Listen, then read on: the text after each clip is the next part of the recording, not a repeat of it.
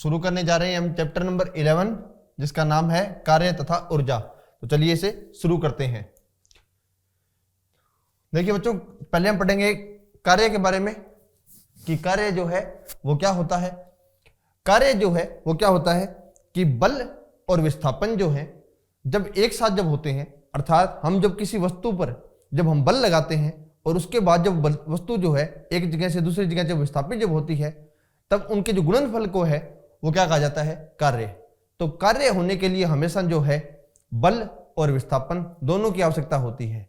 जैसे मैं बात करूं कि एक कोई वस्तु है जिसे क्या है कि कोई बल जब इस पर कोई लगाया जाता है, मान लीजिए 5 न्यूटन इस पर कोई बल लगाया जाता है और इस 5 न्यूटन बल के कारण ये वस्तु जो है वो मान लीजिए कि 2 मीटर जो है वो आगे की तरफ 2 मीटर आगे की तरफ क्या है कि ये वस्तु स्थानांतरित होती है, तब इस पर किया गया जो कार्य जो है वो कितना हो जाता है। तो इस पर किया गया कार्य हो जाता है बल गुणा विस्थापन, अर्थात 5 गुणा 2 इंटू कितना बराबर कितना 10 जो है इतना कार्य हो जाता है। और इसका जो मात्रक जो होता है कार्य का वो क्या होता है, वो होता है न्यूटन इंटू मीटर, क्योंकि न्यूटन जो है वो आया है बल के कारण और विस्थापन के कारण क्या आया है, मीटर। तो बल और क्या होगा, विस्थापन का गुणनफल है, तो इसका जो मात्रक जो हो जाता है वो हो जाता है न्यूटन मीटर। और न्यूटन मीटर जो होता है इसके लिए हम एक शब्द और यूज में लेते हैं, इसे हम कहते हैं जूल।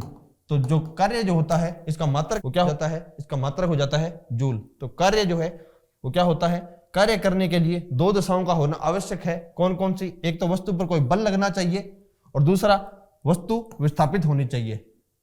इसके बाद जैसा यहां बताया गया है कि यदि कोई बल F तथा वस्तु बल F लगने के कारण जो है क्या होता है कि अगर वो वस्तु S दूरी विस्थापित हुई है तो किया गया कार्य W जो है वो कितना हो जाता है, किया गया कार्य W जो है वो बराबर हो जाता है F गुणा S के बराबर। यही क्या कहलाता है, कार्य। तो कार्य बराबर होता है बल गुणा विस्थापन। कार्य का मात्रक जो है वो न्यूटन मीटर या जूल होता है। आगे देखते हैं ऊर्जा। ऊर्जा क्या होती है, ऊर्जा जो है किसी वस्तु में निहित ऊर्जा उसके कार्य करने की क्षमता के रूप में मापा जाता है, इसलिए ऊर्जा का मात्रक वही है जो कार्य का है, अर्थात जूल। तो क्या होता है कि जो कार्य जो होता है कार्य करने के लिए कार्य करने की क्षमता के रूप में मापा जाता है किसे, ऊर्जा को। तो ऊर्जा और कार्य जो है उनका मात्रक जो होता है उनका मात्रक हमेशा एक ही होता है और क्या होता है, जूल। जूल एक जूल जो है उसको हम किस प्रकार से परिभाषित कर सकते हैं, 1 जूल कार्य करने के लिए आवश्यक ऊर्जा की मात्रा 1 जूल होती है।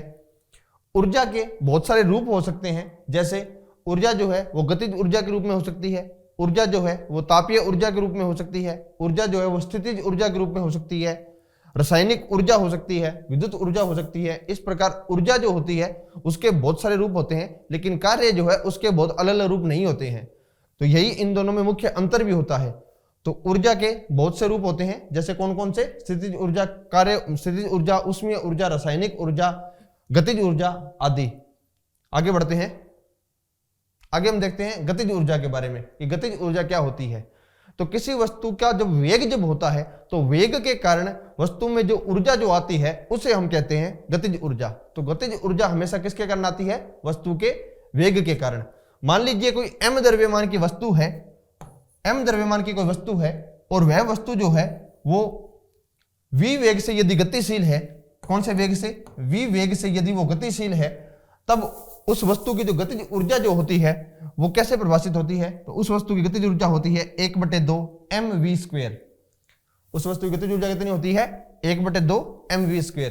तो इसका मतलब गतिज ऊर्जा कब परिभाषित होगी, गतिज ऊर्जा तब परिभाषित होगी जब कोई वस्तु जो है उसमें किसी प्रकार का वेग हो। आगे बढ़ते हैं स्थितिज ऊर्जा। स्थितिज ऊर्जा क्या होती है, स्थितिज ऊर्जा होती है वस्तु पर किए गए कार्य के कारण इसमें ऊर्जा संचित हो जाती है।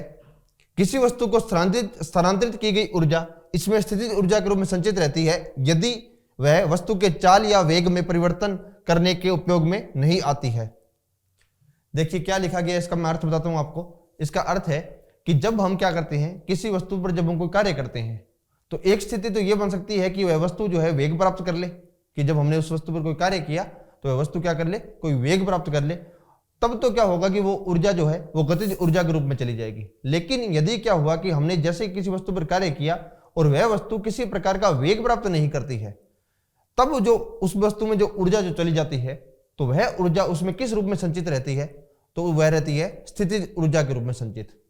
जैसे मैं आपको उदाहरण के रूप में बताऊं कि जब क्या होता है कि एक रबड़ जो है उसको जब खींचा जाता है, तब क्या होता है कि रबड़ को खींचने पर उसमें जो ऊर्जा जो संचित जो होती है वह होती है स्थितिज ऊर्जा। उसी प्रकार जब कोई स्प्रिंग जो होता है उसको जब हमने खींचा, जब उसको हम खींचते हैं तो स्प्रिंग के अंदर जो है किसी प्रकार का कोई वेग नहीं आता, लेकिन हमने उस पर कार्य तो किया है। तो कार्य जब हमने किया है तो उसमें जो स्प्रिंग में जो ऊर्जा जो आएगी वो क्या आ जाएगी? स्थितिज ऊर्जा। इसके अलावा हम स्थितिज ऊर्जा का एक और उदाहरण देखते हैं। जैसे मान लीजिए कि कोई एक वस्तु है जिसका द्रव्यमान क्या है? m है, और उसे हम क्या करते हैं? किसी एक हाइट से h हाइट तक उसे हम लेकर के जाते हैं। कितनी हाइट तक लेके जाते हैं? h हाइट तक किसी m वस्तु के m द्रव्यमान की वस्तु को हम लेके जाते हैं। तो इस m वस्तु की द्रव्यमान, इस m द्रव्यमान की जो वस्तु है, इसका जो भार जो होगा वो कितना हो जाएगा? mg। तो mg जो यदि भार जब इस वस्तु का होगा, इसे हम h हाइट तक जब हम इसे लेके जाएंगे तो हमें जो कार्य जो करना पड़ेगा वो होगा बल गुणा विस्थापन, अर्थात बल जो है वो mg है और विस्थापन जो है वो कितना हुआ है? h। तो टोटल हमें यहां से लेके यहां तक जो कार्य करना पड़ेगा वो कितना करना पड़ेगा? कार्य यहां पर वो कार्य करना पड़ेगा हमें mgh। और यहां पर जब हम लेके उसको वस्तु को लेके जाते हैं तो यहां क्या होता है कि इस h हाइट के ऊपर वह वस्तु अभी विराम अवस्था में ही है। विराम अवस्था में जो वो वस्तु है, लेकिन हमने कोई कार्य तो उसके ऊपर किया है, तो उस वस्तु के अंदर जो ऊर्जा जो संचित होगी वो किस रूप में संचित होगी? वो स्थितिज ऊर्जा के रूप में संचित हो जाएगी। और वो ऊर्जा का, उस स्थितिज ऊर्जा का मान किसके बराबर होगा? उसका मान बराबर होगा mgh के बराबर। तो इस प्रकार से होती है स्थितिज ऊर्जा, जो क्या होती है कि जब किसी वस्तु पर कोई कार्य किया जाता है लेकिन उसके वेग में परिवर्तन नहीं आता, तो उसमें जो ऊर्जा जो संचित होती है वो किस रूप में संचित होती है? वो स्थितिज ऊर्जा के रूप में संचित होती है। आगे देखते हैं ऊर्जा संरक्षण का नियम। यह नियम यह कहता है कि ऊर्जा जो होती है उसको न तो उसको समाप्त किया जा सकता है, न ही ऊर्जा को बनाया जा सकता है। इसे केवल एक रूप से दूसरे रूप में सिर्फ परिवर्तित किया जा सकता है। जैसे मैं आपको उदाहरण के लिए बताऊं, जैसे हमने थोड़ी देर पहले अभी जो देखा कि एक वस्तु जो थी उसको हम जब उसको h ऊंचाई तक जब हम उसे लेकर के गए थे, कितनी ऊंचाई तक? h ऊंचाई तक जब हम उसे लेकर के गए थे, तब हम तो उस वस्तु के पास जो है इस h ऊंचाई के ऊपर वो विराम अवस्था में थी। विराम अवस्था में थी अर्थात उसके पास वेग जो है वो शून्य था। वेग उसके पास शून्य था अर्थात उसके पास उस समय गतिज ऊर्जा कितनी थी? शून्य थी। उसके पास सिर्फ और सिर्फ कौन सी ऊर्जा थी? स्थितिज ऊर्जा। और स्थितिज ऊर्जा जो थी उसके पास वो कितनी थी? वो थी mgh के बराबर। लेकिन जैसे ही इस वस्तु को यहां से जब छोड़ा जाता है, फ्री फॉल इसका जब करवाया जाता है, मुक्त इसको यहां से छोड़ा जाएगा जब, तो ये वस्तु जो है वापस जो है जमीन पर आती है गुरुत्वाकर्षण बल के कारण, और धीरे धीरे इस वस्तु का वेग बढ़ना शुरू हो जाता है। और अंत में आकर के जब ये वस्तु बिल्कुल जमीन के पास जब पहुंचती है, जमीन पर जब ये वस्तु पहुंचती है, तो इसका वेग मान लीजिए हो जाता है v। तो अर्थात उस समय उसके पास गतिज ऊर्जा कितनी आ जाएगी? Half mv²। तो ऊर्जा संरक्षण का नियम क्या कहता है? ऊर्जा संरक्षण का नियम कहता है कि ऊर्जा को न तो बनाया जा सकता है, न ही समाप्त किया जा सकता, इसे केवल एक रूप से दूसरे रूप में परिवर्तित किया जा सकता है। इसका अर्थ यह हुआ कि जब ये वस्तु जब यहां पर थी तब इसके ऊपर जो काइनेटिक एनर्जी जो है, उसकी गतिज ऊर्जा जो है वो शून्य थी, लेकिन स्थितिज ऊर्जा mgh थी, अर्थात कुल ऊर्जा जो है वो कितनी थी? mgh। लेकिन ये जैसे जमीन पर जब वापस आती है तब इसके ऊपर जो स्थितिज ऊर्जा जो है वो तो हो जाएगी शून्य, लेकिन गतिज ऊर्जा कितनी हो जाएगी? हाफ mv², और टोटल ऊर्जा कितनी हो जाएगी? Half mv²। तो कहने का अर्थ ये है कि ऊर्जा जो है वो संरक्षित रहेगी, ऊर्जा जो है दोनों तरफ समान रहनी चाहिए, अर्थात इस स्थिति के अंदर mgh जो है वो किसके बराबर हो जाना चाहिए? हाफ mv² के बराबर हो जाना चाहिए। तो यही क्या कहलाता है? ऊर्जा संरक्षण का नियम। आगे बढ़ते हैं कार्य करने की दर। देखिए बच्चों, कार्य करने की दर जो है या ऊर्जा रूपांतरण की जो दर जो होती है उसे हम कहते हैं शक्ति। जैसे कि जो कार्य जो किया है उस कार्य करने की जो दर जो होगी उसे हम क्या कहेंगे? उसे हम कहेंगे शक्ति या पावर। शक्ति जो होती है उसका जो मात्रक जो होता है वो कहलाता है वाट। शक्ति का मात्रक क्या कहलाता है? वाट कहलाता है।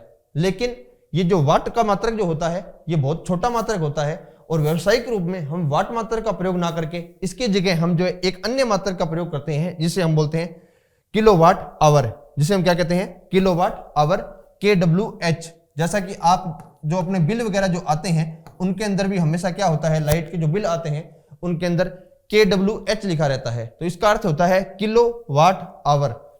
किलोवाट आवर जो है वो भी क्या होता है, एक हिसाब से कार्य का मापन होता है या ऊर्जा का मापन होता है।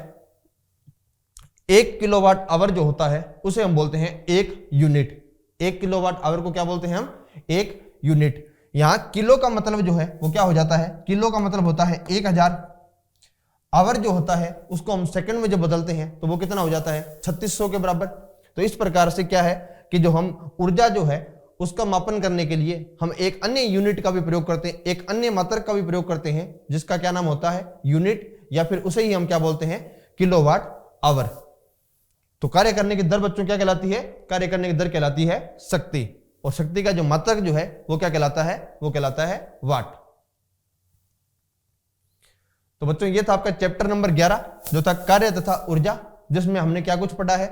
इसमें सबसे पहले हमने कार्य को देखा कि कार्य जो है वो क्या होता है। तो कार्य जो है वो क्या होता है, कार्य के अंदर बल और विस्थापन दो चीजों की आवश्यकता होती है, और बल और विस्थापन का जो गुणनफल जो होता है वो किसके बराबर होता है, वो कार्य के बराबर होता है। उसके बाद हमने देखा ऊर्जा। ऊर्जा जो है वो कार्य के जैसा ही उसका मात्रक होता है, लेकिन जो ऊर्जा जो है उसके विभिन्न सारे रूप होते हैं, जैसे गतिज ऊर्जा, स्थितिज ऊर्जा, विद्युत ऊर्जा, रासायनिक ऊर्जा आदि। उसके बाद हमने जैसे गतिज ऊर्जा के बारे में देखा कि गतिज ऊर्जा क्या होती है। गतिज ऊर्जा क्या होती है, जब किसी वस्तु के पास कोई वेग होता है तब उसमें जो ऊर्जा संचित होती है वो किस रूप में होती है, वो गतिज ऊर्जा के रूप में होती है। और गतिज ऊर्जा कितनी होती है, 1/2 mv²। उसके बाद हमने देखा स्थितिज ऊर्जा कि यदि किसी वस्तु पर कोई कार्य किया जाता है लेकिन उसके अंदर किसी प्रकार का वेग नहीं आता, तब उस वस्तु के अंदर जो ऊर्जा संचित होती है वो किस रूप में होती है, वो स्थितिज ऊर्जा के रूप में संचित होती है। उसके बाद हमने देखा ऊर्जा संरक्षण का नियम, कि ऊर्जा संरक्षण का नियम जो है वो क्या होता है। हमने देखा उसके अंदर की ऊर्जा जो है वो हमेशा संरक्षित रहती है, लेकिन इसका रूप जो है वो एक रूप से दूसरे रूप में बदला जा सकता है। जैसा कि हमने उदाहरण के माध्यम से देखा था कि जो स्थितिज ऊर्जा थी वो गतिज ऊर्जा में बदल गई थी बाद में। तो इस प्रकार से रूप परिवर्तन हो सकता है, लेकिन जो कुल ऊर्जा का जो मान जो होगा वो हमेशा क्या रहेगा, बराबर रहेगा। उसके बाद हमने देखा शक्ति के बारे में कि शक्ति क्या होती है। तो कार्य करने की जो दर जो होती है उसे हम शक्ति कहते हैं, और उसका मात्रक जो होता है वो क्या होता है, वाट होता है। तो चलिए बच्चों मिलते हैं हम नेक्स्ट क्लास में। Thank you.